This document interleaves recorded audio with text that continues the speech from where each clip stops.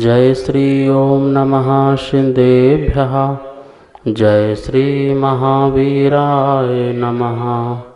जय श्री परम्पराचार्य गुरुवे नमः। जय श्री उमा स्वामी गुरुवे नमः। जय श्री शांति सागर गुरुवे नमः। जय श्री विद्यानंद गुरुवे नमः। मोक्ष मार्गस्य नेतारं भेत्तारं कर्म भूभृता ज्ञातारं विश्वतत्त्वानां वन्दे तद्गुणलब्धये। मंगलं भगवान् वीरो मंगलं गौतमो गणी मंगलं कुंदकुंदार्यो जैन धर्मोस्तु मंगलम। हम सभी लोग 7वां अध्याय जिसमें आश्रित तत्व नाम के अधिकार को समझ रहे थे और यहाँ पर सूत्र नंबर 32 पर पढ़ रहे थे। अभी तक आपको 3 अतिचार का ज्ञान कराया है। अब आगे चौथा अतिचार पढ़ते हैं, असमीक्षाधिकरण। क्या नाम इसका, ध्यान से सुनेंगे। असमीक्षाधिकरण। समीक्षा मतलब होता है कि जो हमने कार्य किया है उसको सोच समझ करके विचार करके कार्य को करना, ठीक है ना। और असमीक्ष का अर्थ क्या हो गया, बिना प्रयोजन बिना विचारे। और अधिक अधिकरण मतलब यहाँ पर लेना है अधिक प्रवृत्ति। प्रयोजन बिना बिना विचारे अधिक प्रवृत्ति करना, अधिक कार्य करना, अधिक बोलना, अधिक सोचना, अधिक करना, ये तीनों की तीनों जो चीज़ें हैं वो अतिचार में ले लेंगे, ठीक है ना। ध्यान रखना, प्रयोजन के बिना अधिक ऐसे विचारना, सोचना, बोलना, कहना, करना, ये सभी के सभी जो हैं अतिचार की श्रेणी में आते हैं। तो इसे कहते हैं असमीक्षाधिकरण नाम का तीसरा अतिचार। इसके अपन इस अधिकरण के 3 भेद कर सकते हैं। अधिकरण के 3 भेद करें तो क्या हो जाएगा, एक मानस अधिकरण, दूसरा वाचनिक अधिकरण और तीसरा कायिक अधिकरण। 3 प्रकार का अपन ने अधिकरण बनाया। पहला जो मानसिक अधिकरण है, निरर्थक ही अपने मन में ऐसे विचारों को लाना, कल्पना करके लाना, अथवा जो अर्थविहीन हैं, जिनका कोई अपने कल्याण में या दूसरे कल्याण में कारण नहीं है, ऐसे काव्यों की रचना करना, ऐसे गीत की रचना करना, ऐसे गज़ल की रचना करना, ऐसे मुक्तक बनाना, ऐसे गद्य में कोई कहानियाँ लिखना, ऐसे पद्य में कोई पद्यों की रचना करना। तो इस प्रकार से मन ही मन चल रहा भी है, अभी कुछ कर नहीं रहे, मन ही मन में इस प्रकार से चिंतन चल रहा है। तो निरर्थक रूप से जो अर्थविहीन चिंतन है उसको करते रहना।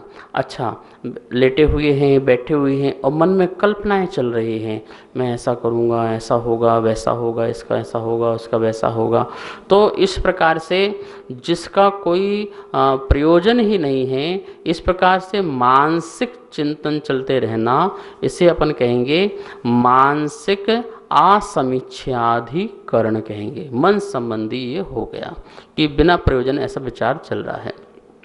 फिर देखेंगे वाचनिक जो है अधिकरण में देखते हैं तो कैसा निकलेगा। उसका अर्थ है निष्प्रयोजन पीड़ादायक कुछ भी बकवास करना, अनर्गल प्रलाप करना। यह अपना दूसरा नंबर का वाचनिक असमीक्षाधिकरण हो जाएगा। 2 बात कह रहे हैं, क्या, पीड़ादायक, निष्प्रयोजन, किसी को कुछ भी बोल देना, कुछ भी कह देना और उसको बिल्कुल चुभ जाए, उसके मन में घर कर जाए, वो घाव हो जाए अंदर कि इस प्रकार से तुमने बोला। जैसे क्या बोलते कि द्रौपदी ने एक शब्द बोल दिया था, अंधों के अंधे। देखो एक शब्द से पूरी महाभारत अक्षौणी सेना जो है वो नष्ट हो गई। कितने की मृत्यु हुई एक शब्द के कारण, सोचिए कितना वो उन्होंने उसका अपमान समझ लिया। ये शब्द वो जो बोला वो मेरे लिए अपमानित शब्द है। ऐसे ही कोई पीड़ादायक जो हम शब्द बोल देते हैं किसी से कुछ कह देते हैं और बकवास करने लग जाते हैं, अनर्गल प्रलाप करते हैं। अनर्गल मतलब कि जो अर्थविहीन है, कोई प्रसंग भी नहीं चल रहा था और उस प्रसंग में कहीं और का दूसरा प्रसंग डाल के कुछ भी बोल देना, अनर्गल ये प्रलाप कहलाता है। तो इस प्रकार से वाचनिक असमीक्षाधिकरण नाम का ये अतिचार हो जाएगा। और तीसरा जो है कायिक असमीक्षाधिकरण। कायिक मतलब शरीर संबंधी, बिना प्रयोजन चलते रहें, ठहरते हुए, बैठते हुए, इस प्रकार से सचित अचित पत्र पुष्प फूलों का छेदन भेदन क्षेपण आदि करना, अग्नि विष क्षार आदि पदार्थ देना आदि जो ये क्रियाएं हैं, ये सब कायिक जो अधिकरण नाम की क्रियाएं हैं। चलते चलते, बैठते उठते बैठते किसी प्रकार की वस्तु का छेदन भेदन कर देना, पत्तों को तोड़ लेना, पुष्प को तोड़ना और फेंक देना, ठीक है ना। अब बाग में जा रहे हैं, पत्ते को तोड़ते जा रहे हैं, पुष्पों को तोड़ते जा रहे हैं, पैरों से कुचलते जा रहे हैं, चलते चलते पैरों से ठोकर किसी चीज़ को मारते जा रहे हैं। तो इस प्रकार से जो यह क्रिया है शरीर की, ये निष्प्रयोजन क्रिया है, इस कोई सार्थक क्रिया नहीं है। और इसके माध्यम से हिंसा आदि तो होती है और गंदगी होती है, प्रदूषण होता है, और जो सौंदर्य है प्रगति का उसको मिटाने का आप जो कार्य कर रहे हैं ये अच्छी बात नहीं है। आचार्य कहते हैं नियम लो इसको कि आपको ऐसा कार्य भी नहीं करना है कि प्रगति की सौंदर्यता भी आपके द्वारा क्या हो, नष्ट हो, किसी को कष्ट हो, ऐसा कार्य भी नहीं करना है। तो इस प्रकार से कार्य करने को आचार्य कह रहे हैं शरीर संबंधी प्रवृत्ति से निष्प्रयोजन कार्य करने को कायिक असमीक्षाधिकरण कहते हैं। इस प्रकार से यह चौथा अतिचार संपन्न हुआ। अब पांचवा अतिचार अपन देखते हैं। पांचवा जो अतिचार है उसका नाम है उपभोग परिभोग अनर्थक्य नाम का अतिचार है। यहाँ पर आचार्य कहना चाह रहे हैं कि जो उपभोग और परिभोग जो वस्तु होती हैं, सामग्री होती हैं, उनका अनावश्यक ही संग्रह करना, आवश्यकता से ज़्यादा उनका संग्रह करना, उनको रखना और उसको यूज भी नहीं करना, न स्वयं करना न दूसरों को करने देना। तो इस प्रकार का ये अतिचार है कि जो व्रती है, जो संयमी है, वह अपनी आवश्यकता के अनुसार ही वस्तुओं को, सामग्रियों को रखता है, उपभोग की वस्तु और परिभोग की वस्तु, ठीक है ना। मतलब कि जो एक बार उपयोग में आने वाली जो वस्तुएं हैं वो वस्तुएं, और जो वस्तु बार बार उपयोग में आने वाली हैं वो वस्तुएं। तो दोनों प्रकार की जो उपभोग और परिभोग की जो वस्तुएं हैं उनका अनर्थक मतलब अनावश्यक ही संग्रह करना, इकट्ठा करना, ये भी एक अतिचार है। जैसे कि आपके 2-4 वस्त्रों से काम चल सकते हैं और उससे आपका जीवन यापन चल रहा है, तो आपने लाके 40-50 जोड़ी कपड़े लाके और रख दिए, अब वो उपयोग में नहीं आना है, साल साल भर उपयोग में नहीं आना है, तो ये अनावश्यक है। इसी प्रकार से भोजन पानी की जो सामग्री है आप साल साल भर का लाके रख दो और वो यूज होना नहीं है, नहीं, आपका 2-4 दिन के लिए उपयोग आए उतना सामान लाइए, उतनी सामग्री लेके आइए। उस प्रकार से सब्जी, फल, अनाज, वस्त्र आदि जो भी संसार संबंधी आपकी जो वस्तुएं हैं जीवन यापन के लिए, परिवार के लिए, तो आचार्य कहते हैं कि आपका जब एक मकान से 2 मकान से काम चल सकता है, आपने 10 मकान लेकर के डाल दिए, इतने सारी जगह लेकर डाल दी, वो अनावश्यक है, उसकी कोई आवश्यकता नहीं है जीवन जीने के लिए, लेकिन आपने इस प्रकार से यह अतिचार लगा देते हैं जो अनावश्यक वस्तु को रखते हैं। तो इस प्रकार उपभोग और परिभोग अनर्थ नाम के अतिचार में आचार्य भगवान इतना ही समझाना चाह रहे हैं, जीवन यापन के लिए जितनी वस्तु की आवश्यकता पड़े उतनी ही वस्तु अपने पास रखें, अनावश्यक वस्तु को अपने पास न रखें। क्यों? उसमें देखो बहुत सारे विकल्प ही होते हैं। एक तो उनके रखने से जगह आदि की आवश्यकता, और दूसरी बात क्या है, विकल्प बहुत जाते हैं और उनके माध्यम से आरम सारम, हिंसा आदि अनेक चीज़ें होती हैं, जैसे अपने बहुत सारे गेहूँ रख दिए, अब उसमें कीड़े पड़ेंगे, मकोड़े पड़ेंगे, जीव पड़ेंगे, वो मरेंगे, तो उसकी हिंसा फिर कैसे करेंगे आप, और आपको हिंसा का दोष लगेगा। तो आप जीवन यापन जीने के लिए उतनी ही वस्तु रखें जितनी वस्तु से आपका जीवन या आपका परिवार का जीवन चल सके। अनावश्यक वस्तु रख करके आप सरकार संबंधी भी जो है कानून तोड़ रहे हैं, क्योंकि वो अन्य लोगों के काम आ सकता है। आपके स्टॉक से अन्य लोग जीवन जी सकते थे, उसे आपने रख लिया तो मार्केट में महंगा हो गया, ये हो गया, वो हो गया। तो ये सबको भी आप अनेक कारण भी देख सकते हैं, नैतिक संबंधी, लौकिक संबंधी और धार्मिक संबंधी। ठीक है। नमोस्तु आचार्य श्री। अभी जो आपने 5वां अतिचार बताया वो भोगो उपभोग व्रत में आ सकता था, तो फिर उसको यहाँ पर दोबारा क्यों बताया गया, कृपया समाधान करें। भोग उपभोग व्रत जो शिक्षा व्रत में आएगा, वहाँ पर उसकी बात, और यहाँ पर उपभोग परिभोग अनर्थ अतिचार, ये दोनों बात अलग अलग हैं। ठीक है ना। वहाँ तो भोग और उपभोग इच्छानुसार परिमाण बनाने की बात कही गई है। आप अपनी इच्छानुसार उसका परिमाण बनाएं, तो वो परिमाण की बात चल रही है।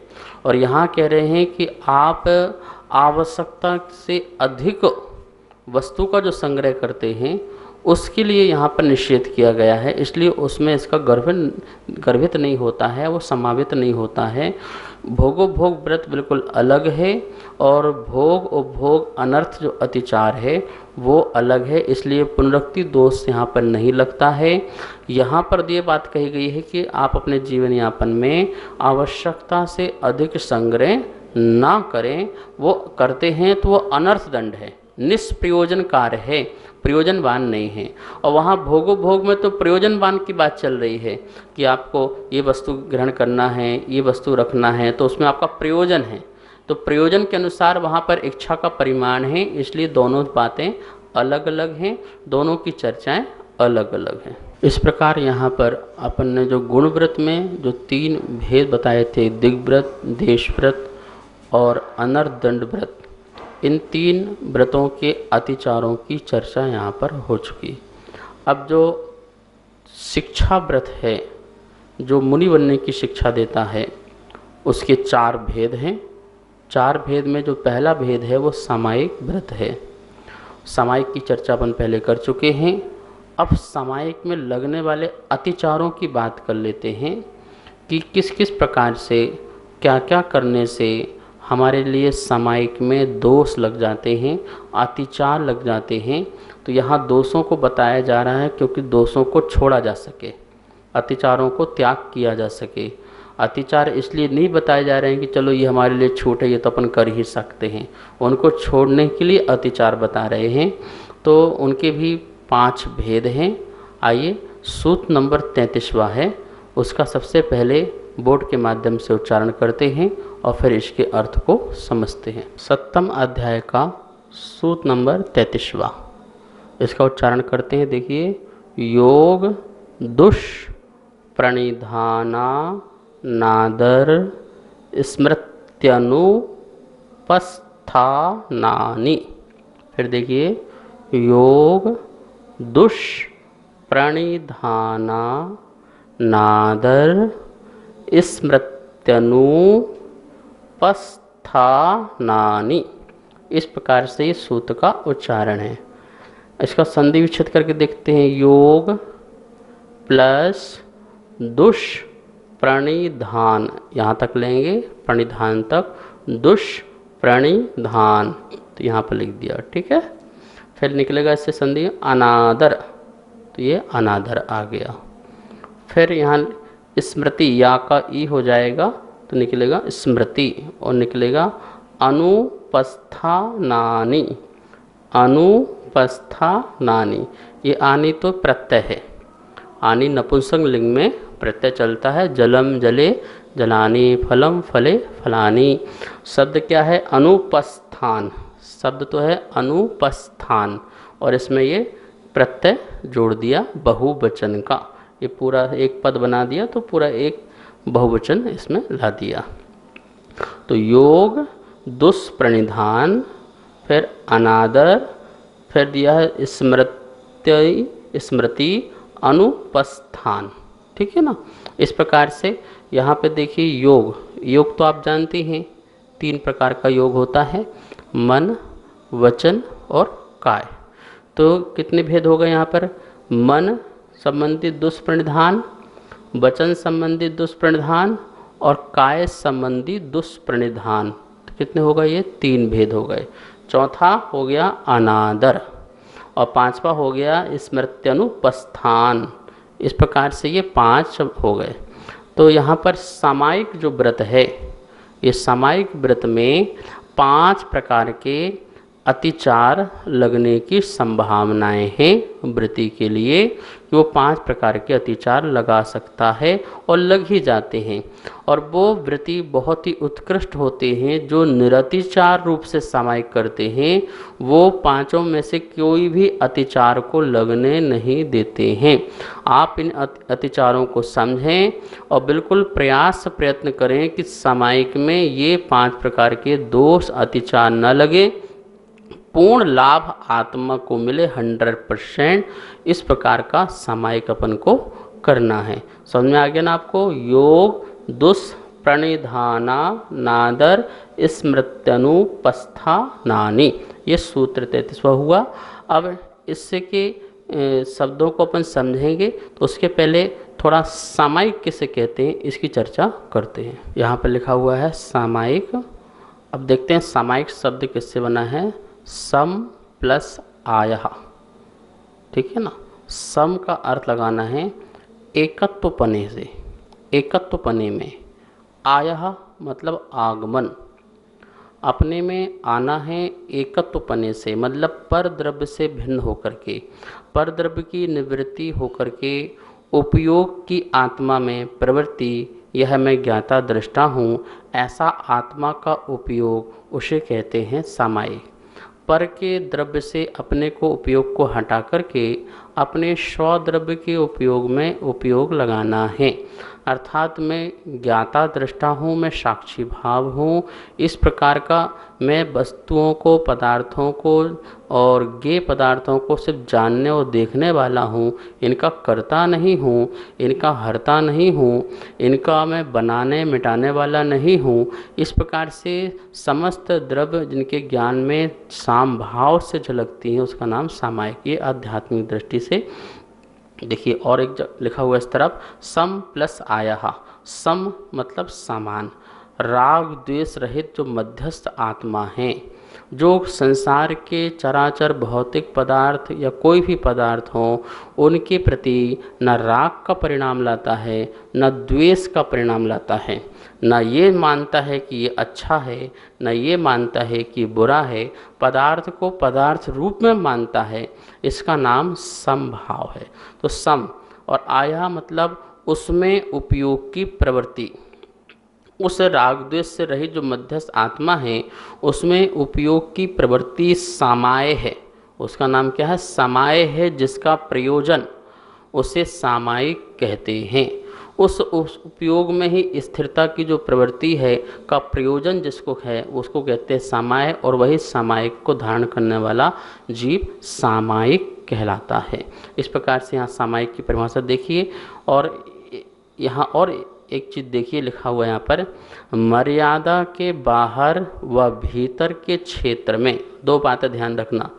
मर्यादा के बाहर मतलब जहाँ हम सामायिक कर रहे हैं तो अपने बाहर अब कोई प्रवृत्ति ऐसी नहीं करेंगे जो हिंसात्मक हो, पापात्मक हो, और भीतर मतलब अंतरंग में भी मानसिक संबंधी कोई पाप की प्रवृत्ति को उत्पन्न नहीं होने देंगे। तो मर्यादा के बाहर व भीतर के क्षेत्र में कुछ काल के लिए समस्त पापों का त्याग, क्या करना है, समस्त पापों का त्याग, संपूर्ण द्रव्यों में राग द्वेष के त्याग पूर्वक आत्म भावना की प्राप्ति करना, इसका नाम सामायिक है। देखो 2 प्रकार से, एक अपन बाह्य दृष्टि से और एक आध्यात्मिक दृष्टि से बात कर रहे हैं कि किसी भी प्रकार से जो पाप हैं बाह्य संबंधी, अंतरंग संबंधी, उन समस्त पापों का त्याग कर देना, पहले बुद्धिपूर्वक इसका त्याग कर देना। फिर कह रहे हैं संपूर्ण द्रव्यों में किसी प्रकार का ना अब राग करना और ना ही द्वेष करना, समभाव रखना, इसका नाम सामायिक कहलाता है। जो सामायिक व्रत को धारण करने वाला व्यक्ति है वो कम से कम एक बार या 2 बार सामायिक तो करता ही करता है, क्योंकि श्रावक जो है 24 घंटे सामायिक में नहीं रह सकता। वो अपनी आजीविका के साधन के लिए, परिवार चलाने के लिए, जीवन जीने के लिए राग द्वेष में फंसा ही रहता है, पाप में लिप्त रहता है। तो उसको कहते भाई कम से कम एक बार बैठ जा अंतर मुहूर्त के लिए, या 2 बार बैठ के थोड़ा समता भाव रख, अपने आप को जान, अपने आप को समझ। और जो सामायिक प्रतिमा वाला व्यक्ति है, जो है तीसरे पायदान में चला जाता है, वो नियम से 3 बार सामायिक करता ही करता है। और मुनिराज की 24 घंटे ही सामायिक होती है, उनका सामायिक चारित होता है। तो इस प्रकार की सामायिक हमें करना चाहिए, इसका अभ्यास करना चाहिए। सामायिक है अपने स्वरूप को जानने का सरल उपाय।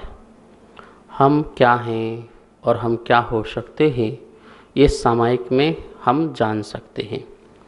हमारे समाज में अब सामायिक का जो प्रचलन है वो कम होते जा रहा है, और लोग सामायिक से हट कर के अन्य कार्य में ज़्यादा समय दे रहे हैं।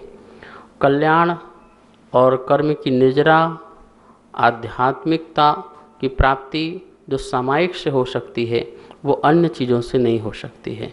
सामायिक एक ऐसी स्थिति है जहाँ पर ध्यान घटित होता है, कायोत्सर्ग भी घटित होता है, जहाँ पर जो स्वाध्याय है वो स्वाध्याय प्रैक्टिकल रूप में सामायिक में हमें दिखाई देता है।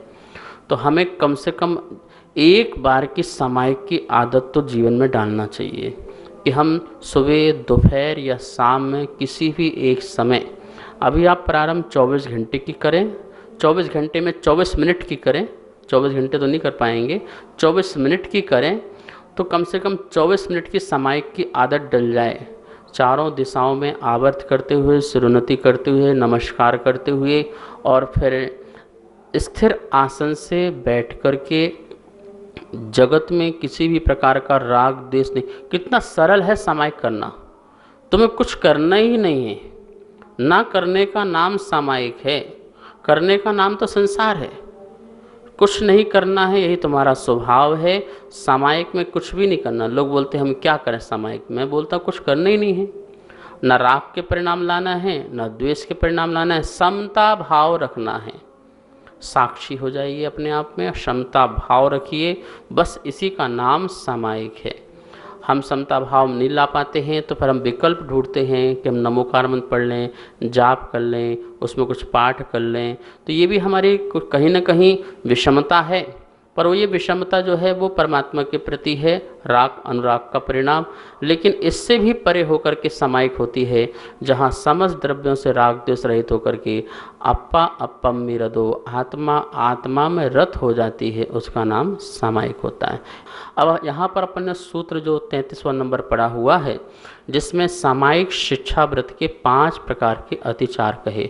इनको पहले अपन संक्षेप में इनकी परिभाषा समझ लेते हैं, फिर इसको विस्तार में समझते हैं। देखिए यहाँ पर लिखा हुआ है सामायिक शिक्षा व्रत के 5 अतिचार। पहला लिखा हुआ है काय दुह प्रणिधान, इसको अपन दुष्प्रणिधान पढ़ सकते हैं, विसर्ग का शाह हो जाता है। शरीर के अंगोपांग आदि को निश्चलता नहीं रखना। सामायिक में शरीर को निश्चल नहीं रखना, अंग और उपांग को निश्चल न रख करके उसमें चलायमान करना, अस्थिर करना, ये भी क्या है, एक अतिचार है। क्योंकि अतिचार क्यों बोल रहे हैं, क्योंकि इसमें शरीर स्थिर नहीं रहेगा तो मन की चंचलता बढ़ेगी, और जब मन की चंचलता बढ़ेगी तो आत्म ध्यान फिर नहीं हो पाएगा। तो इस प्रकार से काय दुह प्रणिधान या दुष्प्रणिधान, शरीर के अंगोपांग का हलन चलन होना।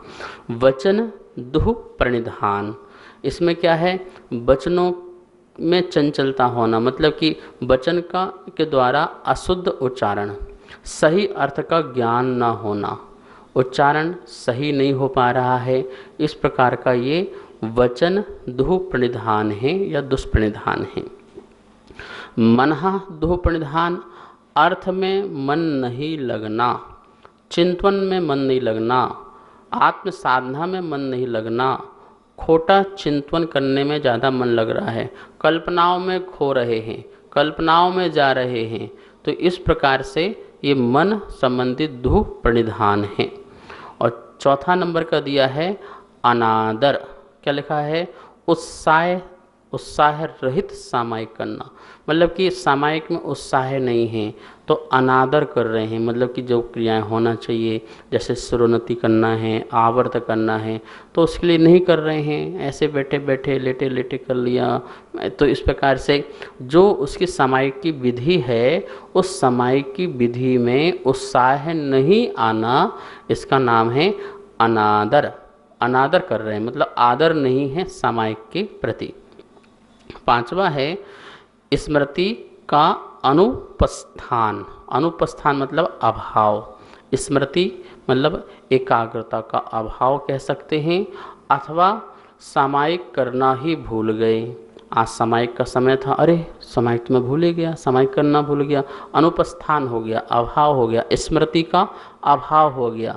हम भूल गए, हमें याद नहीं है, हमें खाना पीना सब याद है, लेकिन हमें अच्छे कार्य करना, सामायिक करना, वो हम भूल जाते हैं।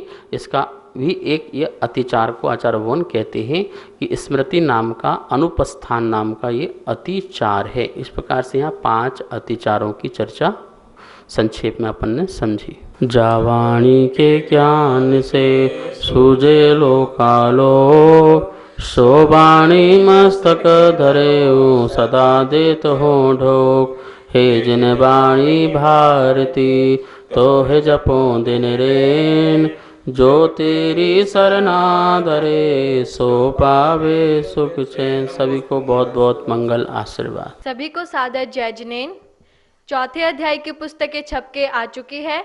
जो भी स्वाध्याय प्रेमी चौथे अध्याय की पुस्तकें मंगवाना चाहते हैं वो नीचे दिए गए मेरे नंबर पर संपर्क कर सकते हैं। 5 अध्याय की पुस्तकें छपवाने हेतु जो भी पुण्यार्जक बनना चाहते हैं, वह सहयोग राशि देना चाहते हैं, वो नीचे दिए गए नंबर पर संपर्क करें। जय जिनेन।